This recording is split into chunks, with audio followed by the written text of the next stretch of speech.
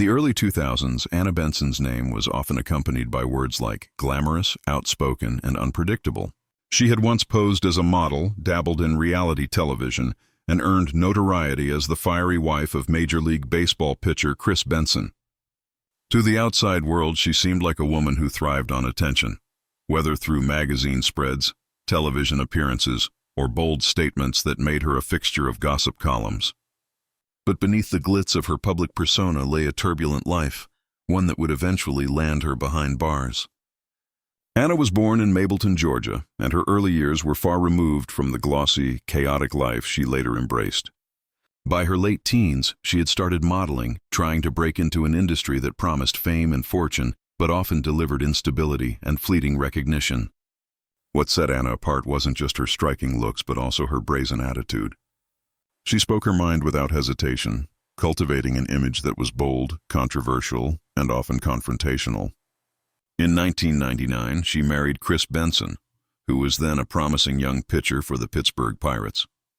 Together they became a high-profile couple, especially when Anna's personality placed her squarely in the media spotlight.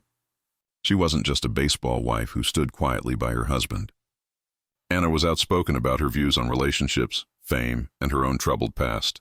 In 2004, she appeared on The Howard Stern Show, where she made shocking claims about her personal life, including outrageous threats of infidelity if Chris ever cheated on her.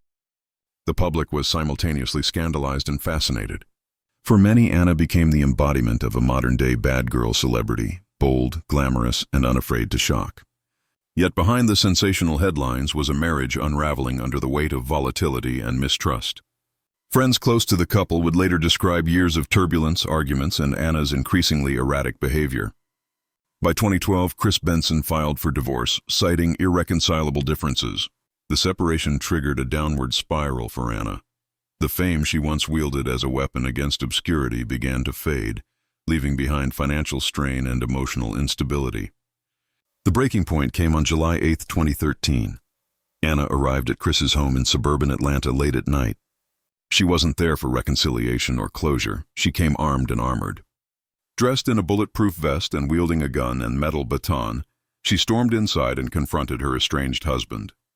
Court documents later revealed that she demanded money, threatened him, and in the chaos brandished the weapon in a terrifying display of rage and desperation. Chris managed to call the police, and when officers arrived, they arrested Anna on charges of aggravated assault, possession of a firearm during the commission of a crime, and trespassing. The arrest shocked the public. This wasn't just another tabloid scandal about an outrageous interview or a reality TV stunt.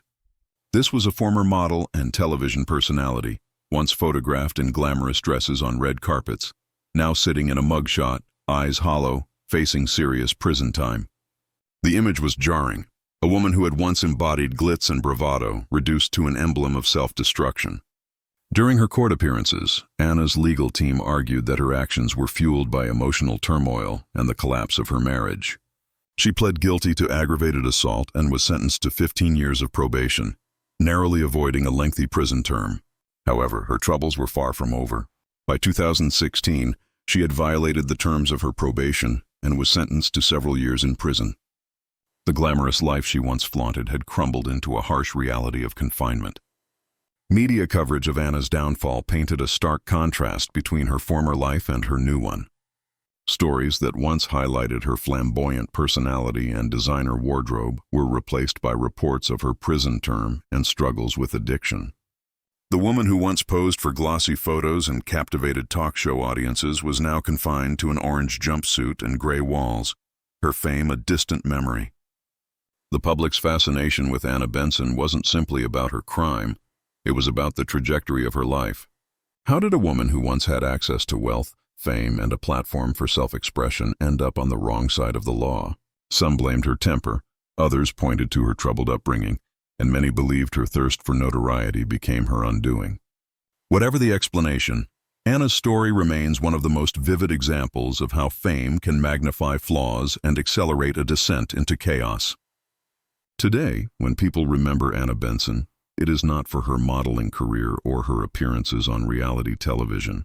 She is remembered for the night she stormed her estranged husband's home in a bulletproof vest with a gun in her hand, an image that became symbolic of her collapse. Her story is both cautionary and haunting, a reminder that behind the shine of celebrity, personal demons can fester unchecked, waiting for the moment when everything unravels. Her journey from runway lights to prison cells reflects the fragility of fame.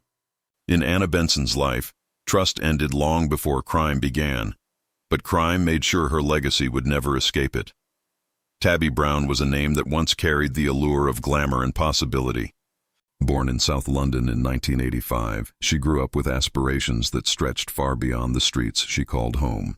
By her 20s, she had carved a space for herself in the competitive world of modeling, a career marked by glossy magazine shoots, music video appearances, and even a feature in Playboy. For a while, it seemed as though she was on the path so many young women dreamed of: fame, admiration, and a seat at the table of high-profile celebrity culture. But the lights of the fashion world can be deceptive, casting shadows where temptation lurks, and for Tabby, those shadows would ultimately lead to her downfall. Her career began with promise. With striking beauty and undeniable confidence, Tabby became a favorite for UK glamour magazines like Nuts and Zoo, publications that dominated the British men's magazine market in the early 2000s. She wasn't just a model, though she had a magnetic presence that made her a fixture in music videos, appearing alongside artists in the UK's thriving hip-hop and R&B scene. These appearances expanded her fame, turning her into a recognizable face both on the page and on the screen. But her notoriety grew not only from her career but also from her high-profile relationships. Tabby's romantic links to famous footballers, including Raheem Sterling and Mario Balotelli, made her a regular subject of tabloid stories. The press framed her as a socialite, someone who seamlessly moved between the worlds of fashion, sport, and celebrity. She played the role well: luxury cars, lavish parties, glamorous nights out. To the public, it seemed as though Tabby had achieved the dream life. What most people didn't see, however, was how fragile that dream really was. Modeling is a notoriously unstable profession. A career built on looks and public attention can quickly fade as new faces take the spotlight. Beneath the surface, financial pressures and the pressure to maintain appearances mounted. For someone like Tabby, who had tasted the highs of attention and fame, the idea of slipping back into obscurity was terrifying. And in that desperation, opportunities that promised quick money became increasingly appealing. It was around this time that Tabby became involved with men connected to London's underground drug trade. At first, her involvement seemed peripheral. Social circles blending, late-night parties where drugs and fast money were always present. But those environments are dangerous, and her proximity to that world soon turned into participation. Police investigations later revealed that Tabby was not just a passive bystander. She became directly involved in trafficking cocaine, a role that saw her using her beauty and social status as cover. Few would suspect a woman who graced the cover of magazines to be involved in organized crime. But the facade couldn't hold forever. In 2013, authorities launched a targeted operation to crack down on drug trafficking networks across London. Tabby's name came up during surveillance, and when she was finally caught, the details were damning. She had been moving significant quantities of narcotics, playing a critical role in the supply chain. The woman once photographed in designer dresses was now being photographed in handcuffs. When her case went to trial, the media descended on the courtroom. Tabloids that once celebrated her beauty now splashed her mugshot across their pages, the contrast between her past and present impossible to ignore. Headlines screamed of a Playboy model turned drug mule, a sensational collapse that fascinated and horrified readers in equal measure. In court, prosecutors painted a picture of someone who had squandered her opportunities, choosing greed and easy money over hard-earned success. Tabby, once used to the attention of flashing cameras, now sat quietly as judges and juries dismantled the life she had built. Her sentencing marked the end of her glamorous public persona. Gone were the glossy spreads and nightclub appearances. In their place were years behind bars, time served not in luxury but in confinement. For those who knew her only as a model, the transformation was shocking. For those who understood the pressures and temptations of fame, it was sadly predictable. Tabby's imprisonment became more than just a personal tragedy. It became a public parable. Commentators pointed to her story as evidence of how the lure of fame can sometimes lead young models into destructive choices. Others focused on the systemic issues of the modeling industry, where women are often discarded once their peak fades, leaving them vulnerable to exploitation. When she was eventually released, Tabby faced a world that no longer viewed her as a rising star. She tried to rebuild, to reclaim some part of her life beyond the shadow of her criminal conviction. But the stigma was permanent. In an industry obsessed with image, her image was one forever tied to scandal. Friends and fans often spoke of her as someone who had potential, but became lost in the maze of temptation and self-destruction. Tabby Brown passed away suddenly in 2022 at just 38 years old, her life cut short before she had the chance to truly rewrite her story. Though the exact cause of her death was not publicly confirmed, the news stunned those who remembered her not just for her crime, but for the vibrant, magnetic personality that had once made her shine in magazines and music videos. Her legacy became a complicated one, both a reminder of beauty and charm, and a warning about the fragility of fame when coupled with reckless choices. In the end, Tabby's story is not simply one of a model who went from fame to prison. It is the story of a woman who lived fast, chased glamour, and became entangled in a world that promised wealth but delivered ruin. Her downfall was public, her redemption unfinished, and her death a sobering reminder of how quickly the lights of fame can flicker out. Lorraine Gilles was not a household name like some of the other women who graced magazine covers or runways, but her beauty and presence gave her an edge in the modeling world that allowed her to climb social circles quickly. Born in Germany, she had ambitions of making it big in the entertainment industry. Modeling gave her both visibility and confidence, and she used her looks to open doors that others might have found closed.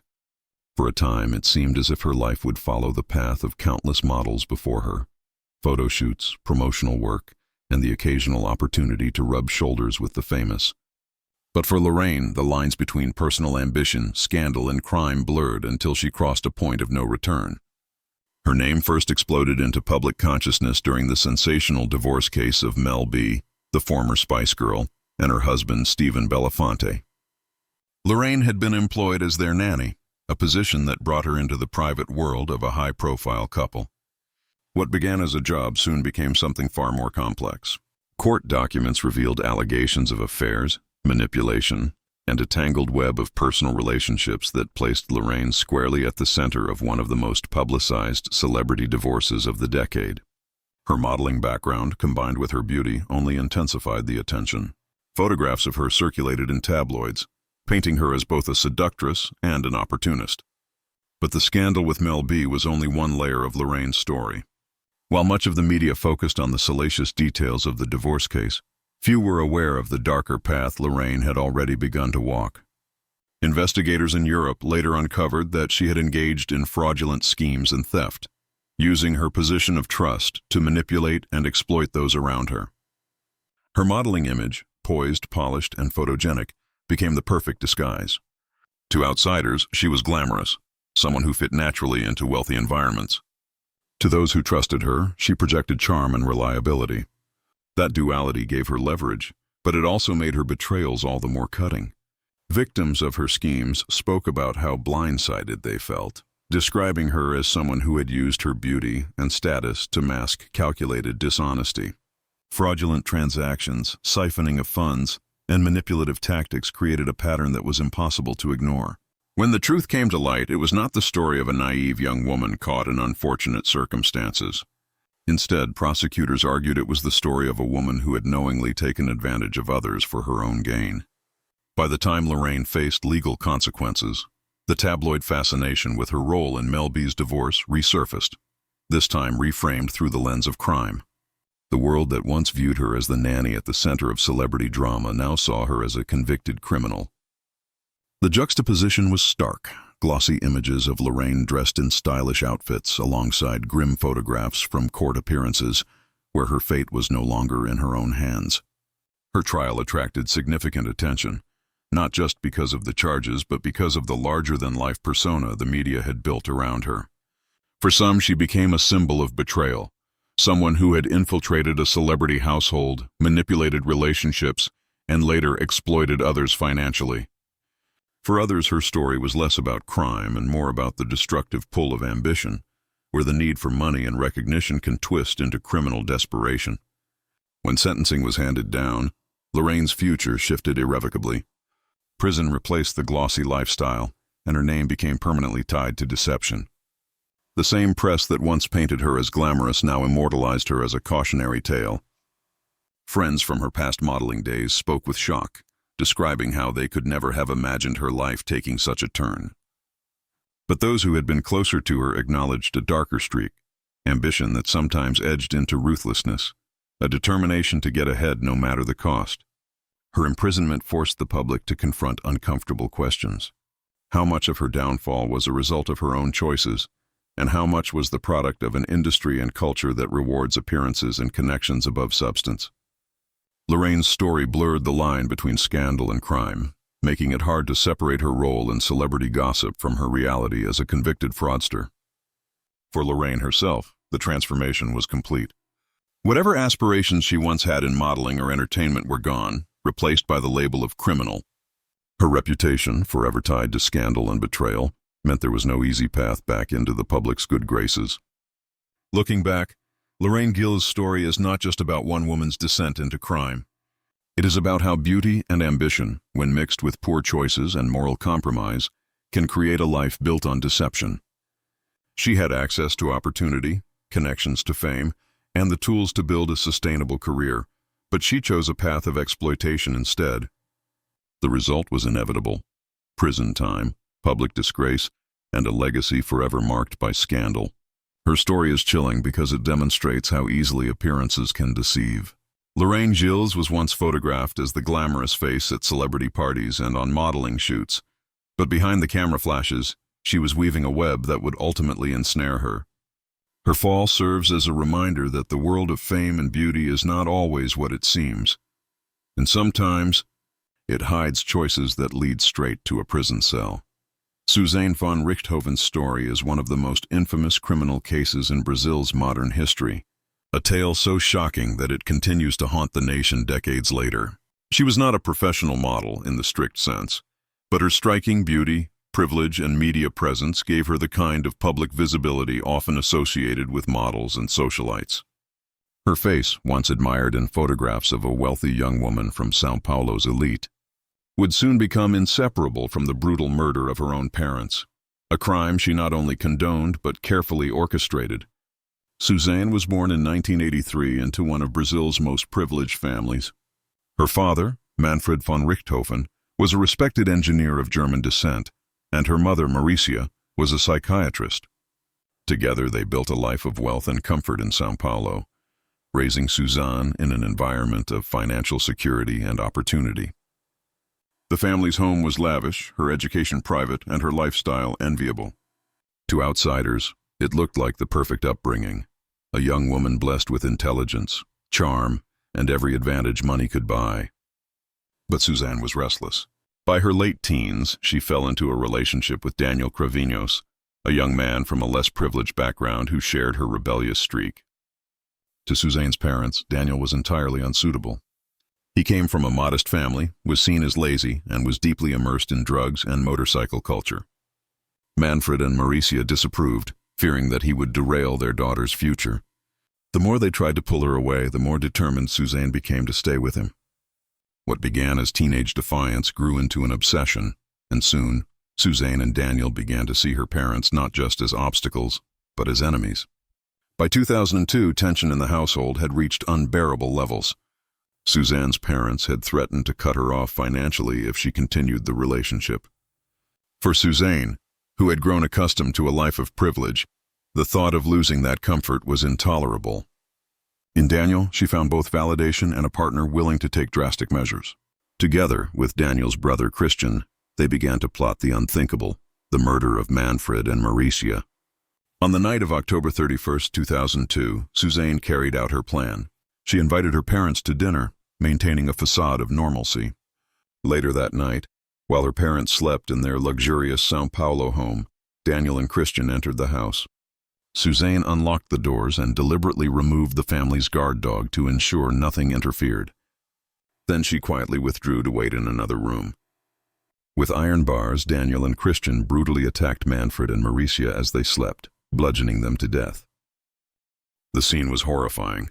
Blood spattered across the bedroom. evidence of a crime committed with raw violence. Suzanne, the daughter who had lived in that house under her parents' care, had facilitated the entire thing. Afterward, the trio staged the scene to look like a robbery gone wrong.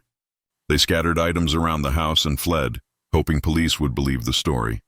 Suzanne even returned later, playing the role of the grieving daughter, crying in front of neighbors and investigators, trying to mask her involvement. But investigators quickly grew suspicious. There were no signs of forced entry, and the family dog, normally protective, had been strangely absent. Within days, inconsistencies in Suzanne's statements and the suspicious behavior of the Crevignos brothers led to confessions. The revelation shocked Brazil. The case was unlike anything the nation had seen. A young woman from privilege, beautiful and seemingly innocent, accused of orchestrating her parents' brutal murders for money and freedom. The media swarmed the case, publishing photographs of Suzanne that highlighted the stark contrast between her polished exterior and the heinous crime she had committed. To many, she embodied betrayal itself, a daughter who turned against the very people who gave her everything. The trial became a media spectacle. Every detail was scrutinized: her relationship with Daniel, her motives, her demeanor in court. Some journalists noted how calm and composed she appeared, almost detached from the gravity of the charges. Prosecutors argued that Suzanne's motive was clear. She wanted her parents' inheritance and the freedom to live with Daniel without their interference. The brutality of the crime underscored how far she was willing to go. In 2006, Suzanne was convicted alongside Daniel and Christian. She received a sentence of 39 years in prison. For many Brazilians, the sentence was both a relief and a grim reminder of the darkness that can lurk beneath privilege and beauty. Suzanne, who once could have lived a life of wealth and opportunity, was now confined behind bars, her name forever synonymous with betrayal and murder. Her life in prison drew continued media fascination. Periodically, reports surfaced about her behavior, relationships with other inmates, and attempts to appeal her sentence. She became one of Brazil's most notorious prisoners, her story retold in documentaries, books, and dramatizations. Even decades later, public opinion remained divided between those who saw her as a cold-blooded murderer and those who speculated about possible manipulation by Daniel. But the evidence remained damning. She had planned her parents' deaths and played a central role in their execution. What made Suzanne's case so chilling wasn't just the crime itself, but the image it shattered. She had been the picture of privilege, a well-dressed, educated young woman with her entire future ahead of her. To see such a figure calmly engineer the destruction of her family forced people to confront unsettling truths. Beauty and wealth, it seemed, could not guarantee morality. Behind the polished photographs was a daughter capable of orchestrating one of the most brutal crimes in Brazilian history. Today, Suzanne von Richthofen's story continues to resonate as one of Brazil's most haunting true crime tales. She serves her sentence, her name etched permanently into the national memory. Once photographed as a picture of youthful beauty, she is now remembered as the woman who chose inheritance over family, freedom over morality, and in doing so destroyed the lives of those who gave her everything. Her story is a stark reminder of how ambition, love, and greed can twist into something monstrous. Suzanne's journey from privilege to prison is not just a personal tragedy, it is a chilling warning of how quickly the line between innocence and brutality can be crossed. Victoria Nasirova's story reads like something out of a dark thriller, yet every part of it is disturbingly real. She was a Russian-born beauty who once basked in the attention that came with modeling, photo shoots, and a lifestyle designed for envy. Behind the lens, she projected charm, elegance, and allure, qualities that made her stand out in the glamorous world she craved. But beneath that polished exterior was a woman consumed by greed, manipulation, and a dangerous disregard for the lives of others. Born in Krasnodar, Russia, in 1975, Victoria grew up with aspirations larger than the quiet neighborhoods that surrounded her. She was attractive, bold, and ambitious, qualities that would later draw people to her, but also shield her darker impulses.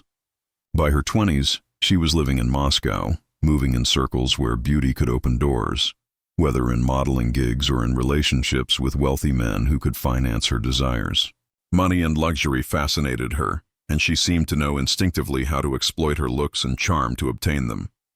But Victoria's ambitions weren't simply about achieving success through hard work. She cultivated a life of manipulation, learning how to take advantage of others for personal gain. In Russia, her name began circulating not for her beauty, but for something much darker.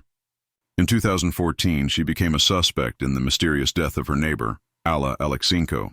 Authorities accused Victoria of drugging and killing the woman, then burning her body in a horrific attempt to erase evidence.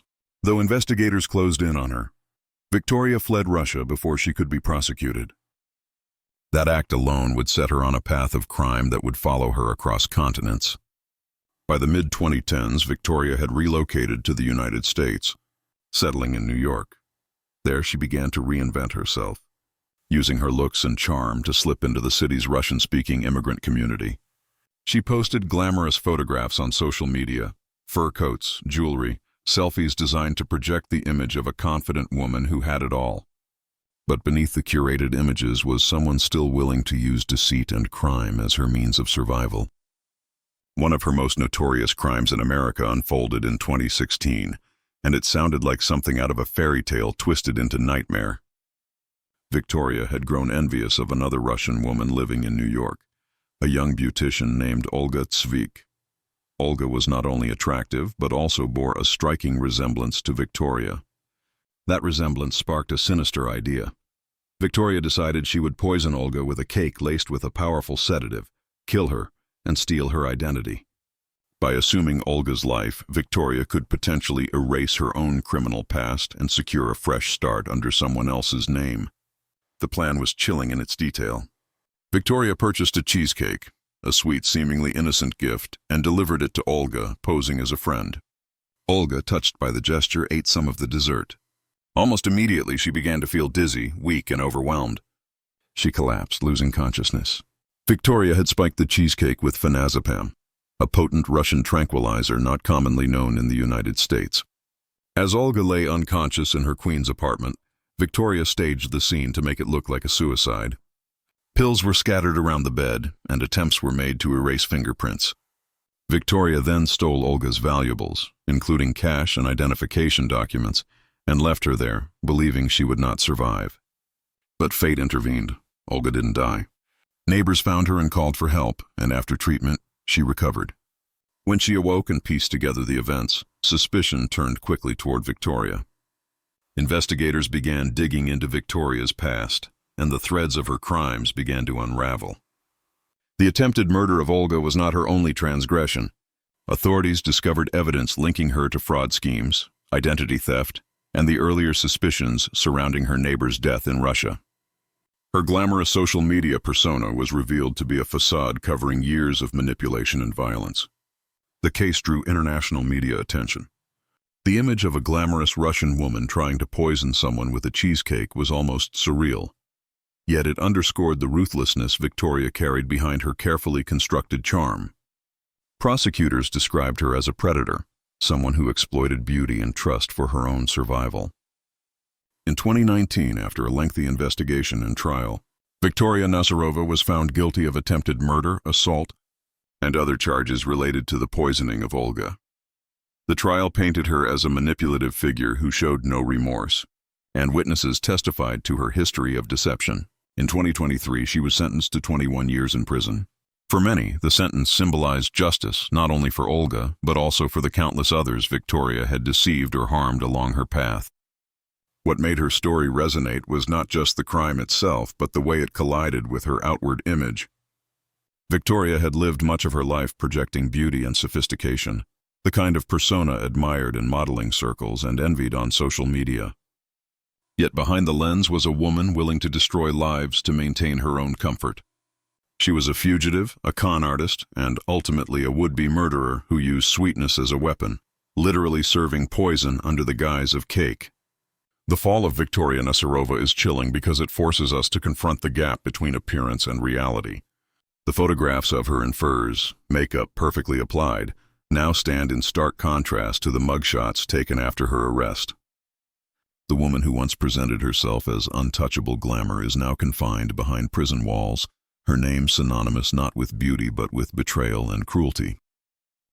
Her story is a reminder of how far some will go to preserve the image they've built, how appearances can mask a ruthless drive for survival, and how easily charm can transform into manipulation. Victoria once walked the runway of life as if she owned it. Today, she paces the narrow space of a prison cell, serving the price for crimes as shocking as they were cold-blooded. Which of these cases shocked you the most? Amanda Knox's name is one of the most infamous in modern crime history, not because she sought fame, but because fame found her under the darkest possible circumstances. She had been an American student abroad, a young woman in her early 20s living out the dream of studying in Italy, soaking in the beauty of Perugia with its medieval cobblestone streets, bustling piazzas, and intoxicating mix of art and culture. She had come from Seattle with aspirations of learning, exploring, and simply being young in a foreign land. For Amanda, it was supposed to be a chapter of self-discovery. Instead, it became the story that defined her life, casting her into international headlines, courtrooms, and prisons in a way that no model of ambition could ever imagine. In 2007, Amanda was living in a shared house with other students, including Meredith Kircher, a bright and promising British student. The two young women, though not the closest of friends, shared the kind of camaraderie that naturally develops among international students navigating new worlds. Meredith was known for her kindness, her intelligence, and the promise of a future cut far too short. On the night of November 1st, 2007, Meredith was brutally murdered in their shared home. Her body was discovered with multiple stab wounds, her room showing signs of a violent struggle. The crime was horrifying, a nightmare that tore through the small Italian university town. Police and forensic teams descended on the scene, and the search for answers quickly escalated into a global media circus. Amanda Knox and her then-boyfriend, Raffaele Solicito, became prime suspects almost immediately. To Italian investigators, their demeanor seemed odd. Amanda's behavior, which included kissing Raffaele outside the crime scene and performing cartwheels at the police station, struck them as inappropriate, even sinister. The media seized upon these details, twisting them into a narrative of a cold, remorseless femme fatale. Italian tabloids branded her Foxy Noxy, a nickname from her soccer days that now took on a menacing connotation. The prosecution built a story that was as sensational as it was shaky.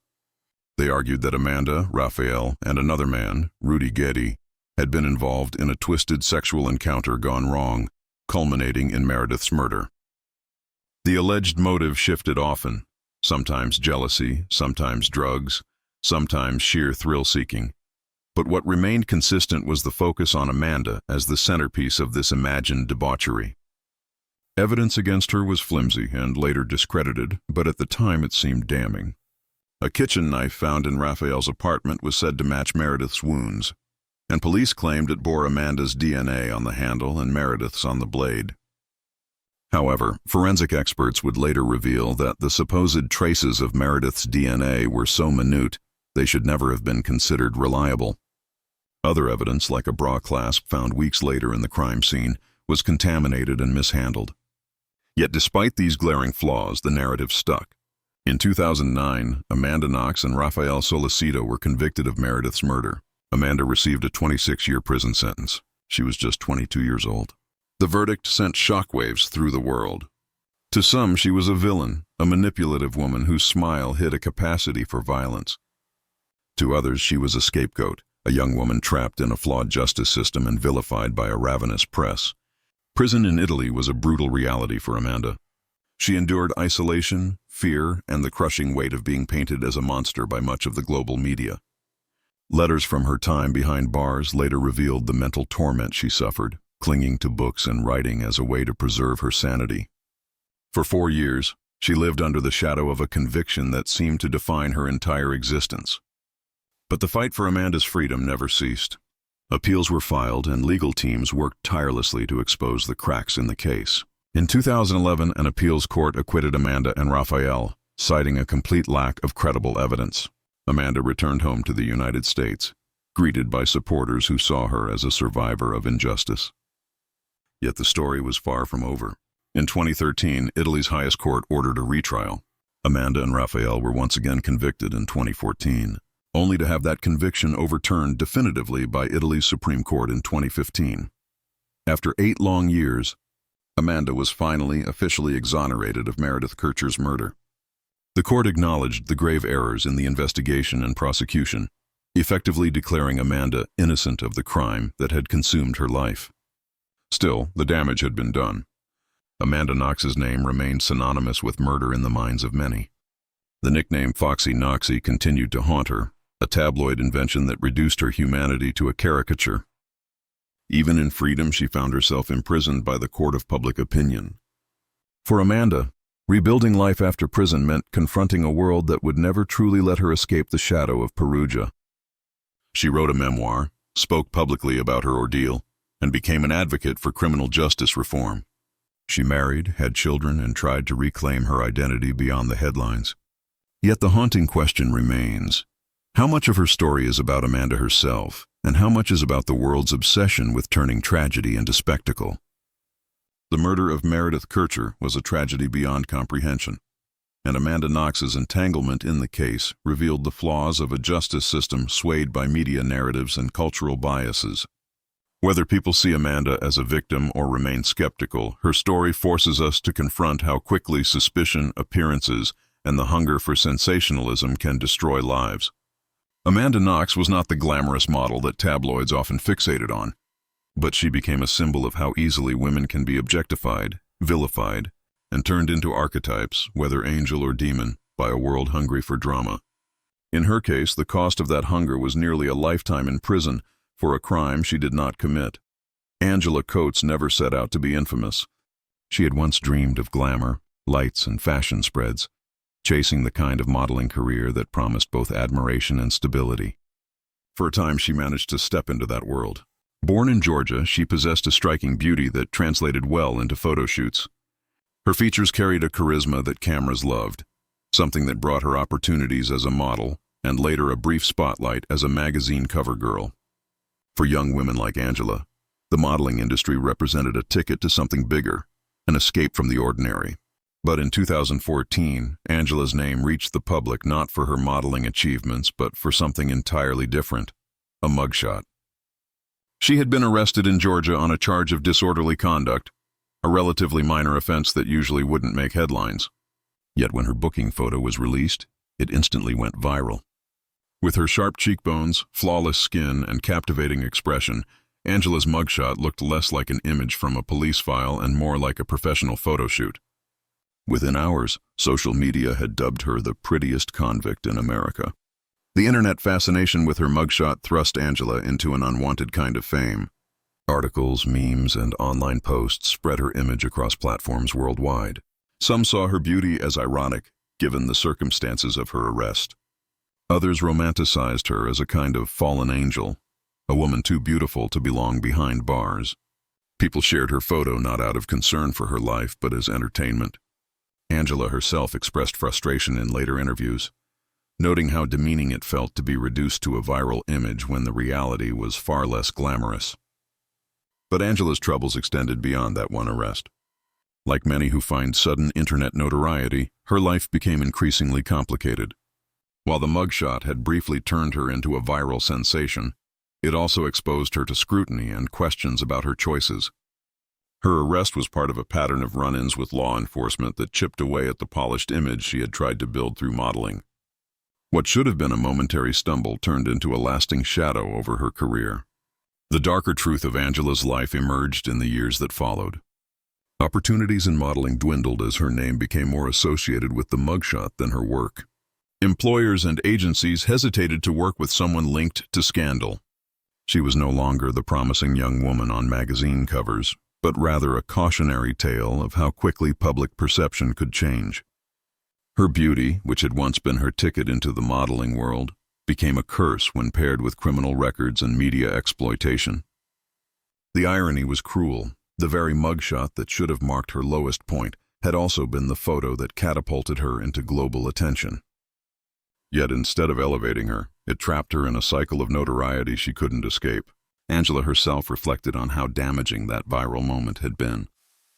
While some celebrated her looks, few cared about her struggles, what led to her arrest, what challenges she faced, or how she could rebuild her life. Over time, Angela faced the reality of how unforgiving both the justice system and public perception can be. Her time in prison, brief compared to more serious offenders, was still a sobering experience. The loss of freedom, the stigma of incarceration, and the sudden shift from admired model to mocked felon left scars that were not easily erased. When she emerged from those years, Angela's life was forever altered. Modeling offers no guarantees even under the best circumstances, and for someone with a criminal record, the chances of success became slim. The internet had already decided her role in the cultural imagination. Not a model, not a woman with aspirations, but a viral mugshot, an image forever circulating with captions and jokes she had no control over. Her story lingers because it illustrates how fragile the line is between fame and infamy.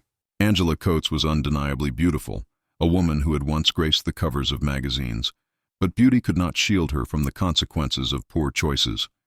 Nor could it protect her from a world eager to consume her downfall as entertainment. For Angela, prison was not just about punishment for a crime. It was about losing control of her narrative, about being reduced to a symbol instead of a person. Today, her name surfaces less often, but the mugshot remains alive online, passed around like a meme that refuses to die.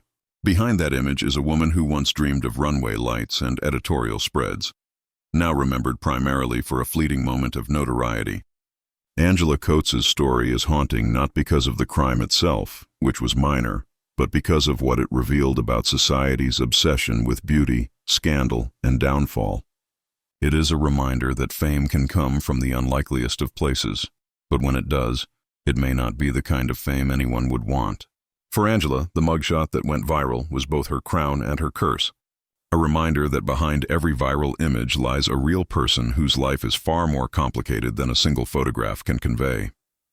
As Marie Livingston's life began with dreams rooted in performance and art, not in scandal. Born Ashley Marie Livingston in California in 1986, she grew up knowing that she wanted to be seen, not for notoriety, but for her talent and creativity. Modeling came first, a path that let her showcase her androgynous beauty, striking features, and fierce runway presence. She broke into the public eye through America's Next Top Model, British Invasion in 2012, where her confidence, tattoos, and unapologetic individuality won her fans. Even after her elimination, she stood out as someone destined for more than a modeling career. As Marie didn't stop at modeling, she pursued acting and music, appearing in shows like Empire and building a reputation as a bold, creative force.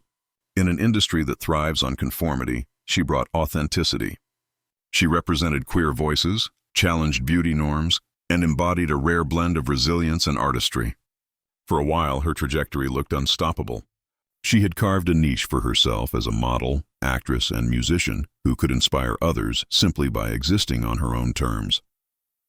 But success, fame, and ambition often walk hand in hand with temptation. For as Marie, the cracks began to show in her personal life. By the late 2010s, whispers of reckless decisions and unhealthy coping mechanisms started to circulate. The pressures of maintaining a public image, balancing multiple careers, and navigating fame's emotional toll took their toll. Behind the camera lights and stage performances was a woman grappling with real struggles that would eventually lead her into a prison cell. The turning point came when she was arrested on charges connected to drugs and possession.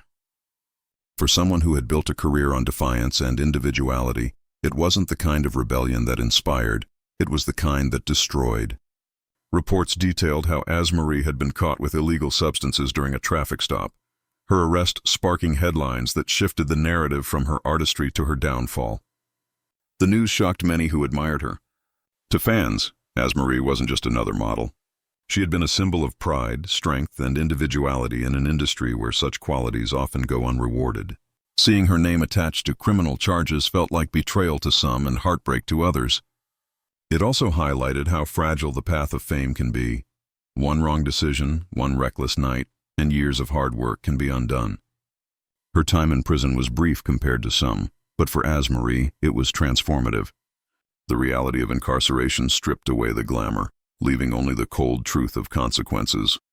She went from standing in front of cameras to standing in front of judges, from the freedom of artistic expression to the confinement of prison walls. For someone used to controlling her image, the mugshot became the cruel equalizer, a photo that told the world her mistakes louder than her art ever had. When she emerged, Marie faced a difficult question: how to rebuild. The entertainment industry rarely forgives, and public opinion often remembers only the scandal. Yet she did not vanish. She used her voice to speak about personal growth, accountability, and the need to recognize that fame doesn't protect anyone from consequences.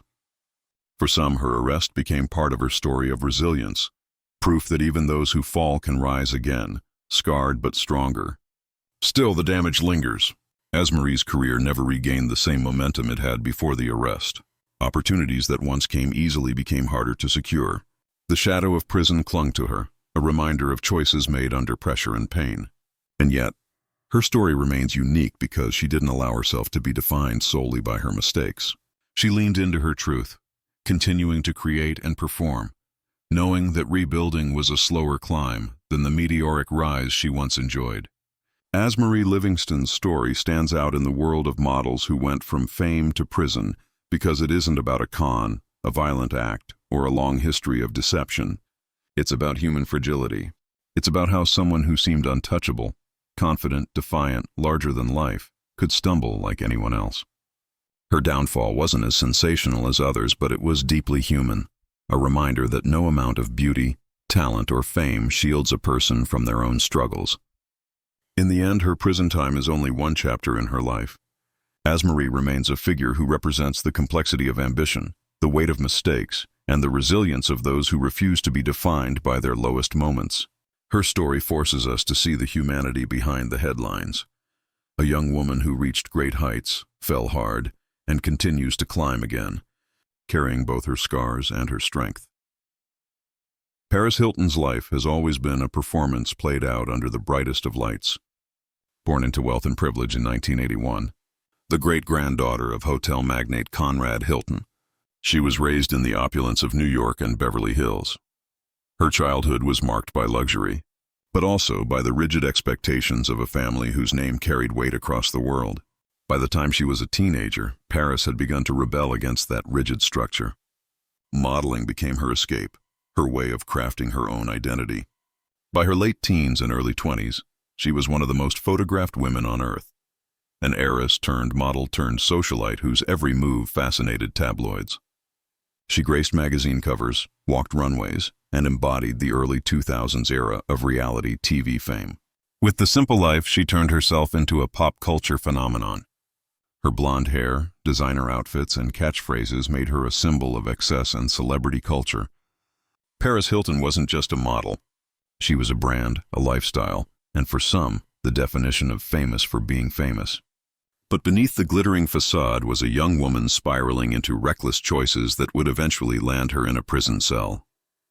In 2006, Paris was arrested for driving under the influence after being pulled over in Hollywood. The arrest was shocking, not because a celebrity had been caught drinking and driving. That was hardly unheard of, but because it clashed so starkly with her public image of untouchable glamour. She was sentenced to probation, alcohol education classes, and community service. For many, it seemed like a wake-up call that might steer her life back on course. But Paris's defiance outweighed her caution. In early 2007, she was caught driving on a suspended license, a direct violation of her probation. The Los Angeles courts had little patience for repeated infractions, and soon she was sentenced to 45 days in jail. The announcement sent a media frenzy into overdrive. Photographers crowded the courthouse, tabloids splashed headlines across covers, and news stations broadcast every detail.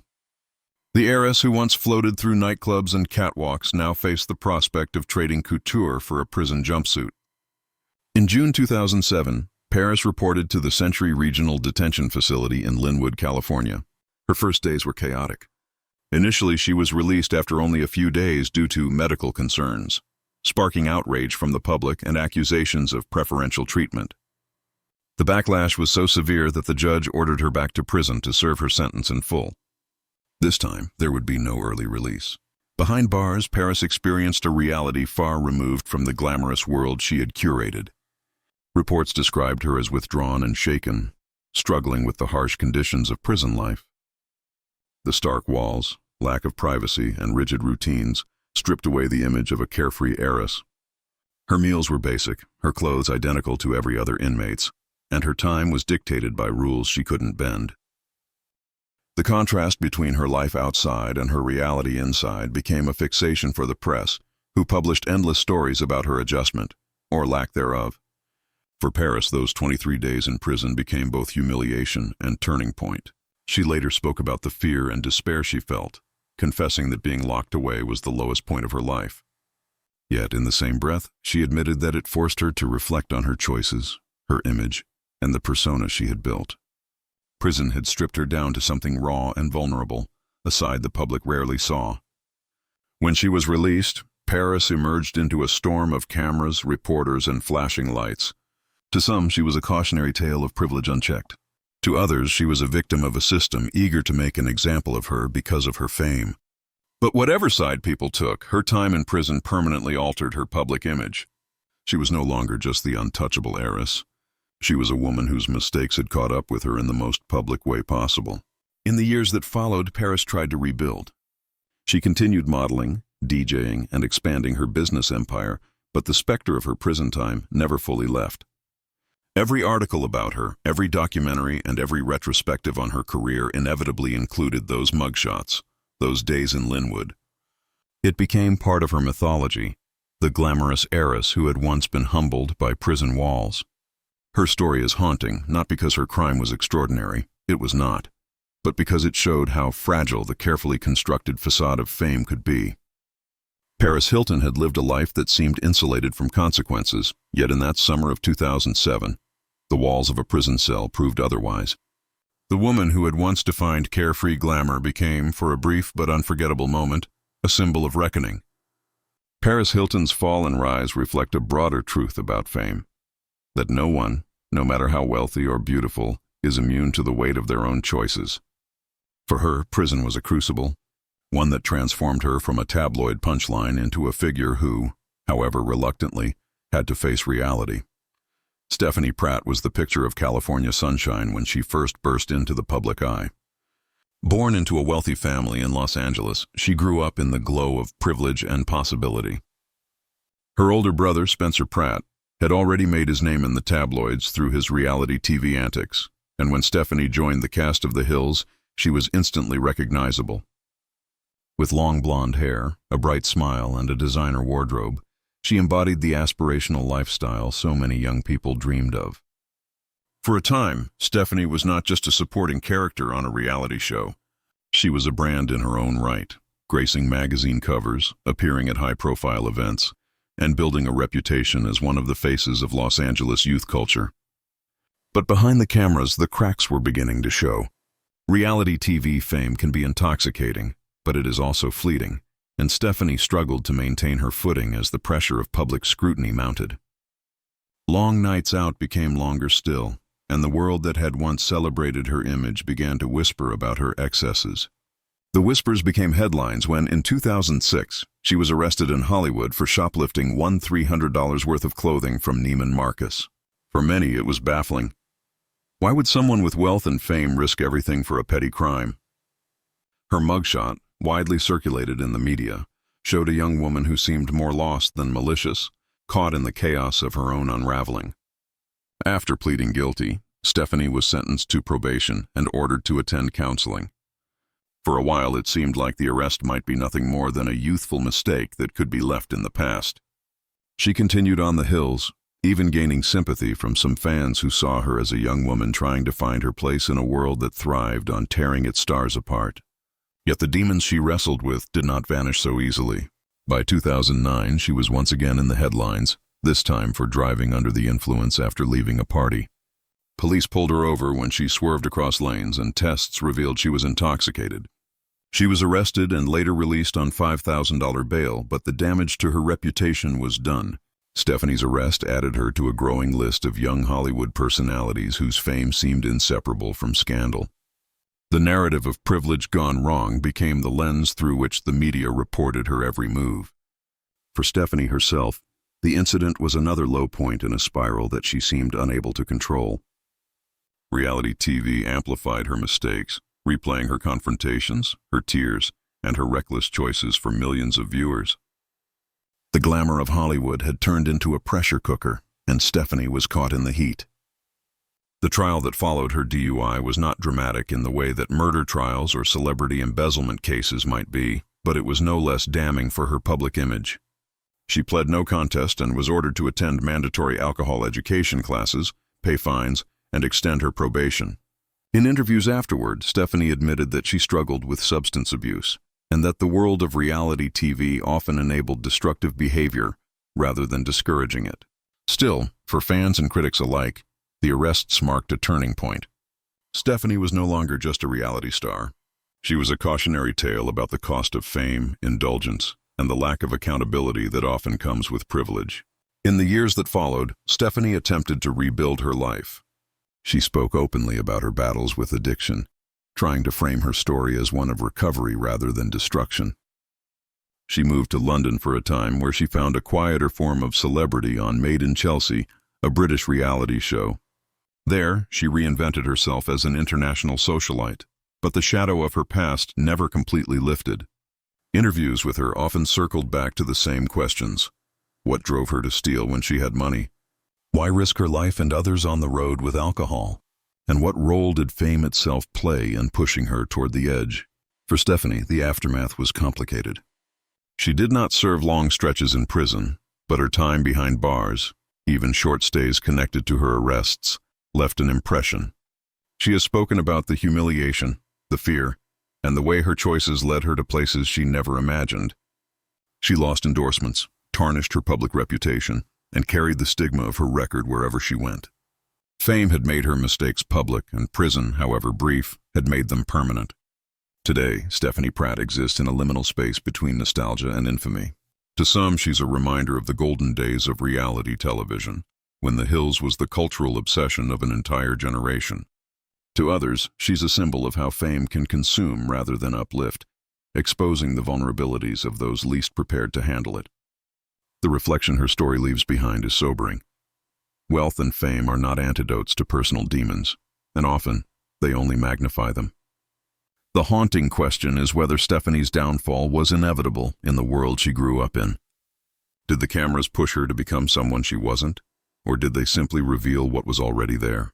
Whatever the answer, her story is a stark reminder that the distance between Hollywood glamour and a prison cell is shorter than anyone imagines. And for Stephanie Pratt, that distance was crossed in the blink of a flashbulb. Jeremy Meeks's rise to fame was unlike anything Hollywood or the fashion world had ever seen.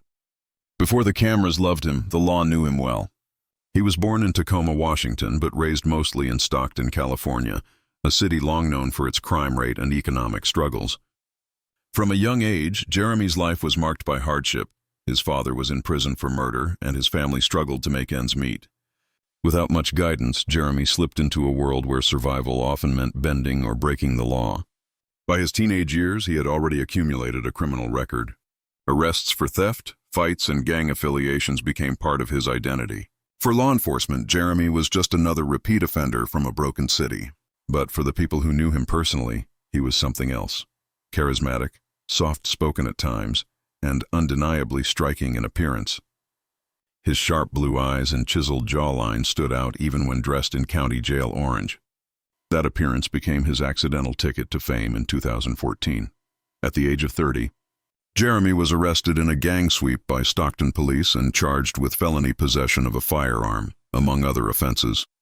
Normally, this would have been just another minor headline in a city overwhelmed with crime reports. But when the Stockton Police Department posted his mugshot to their Facebook page, the internet reacted in a way no one expected. The image spread like wildfire. Overnight, Jeremy became known as the hot felon. Social media users gushed over his looks. Some joking they would commit crimes just to be locked up with him, others seriously debating whether someone so attractive could really be dangerous. His mugshot was shared millions of times, and within days, modeling agencies and talent scouts were expressing interest. For the first time in his troubled life, Jeremy wasn't being defined by his rap sheet, he was being defined by his face.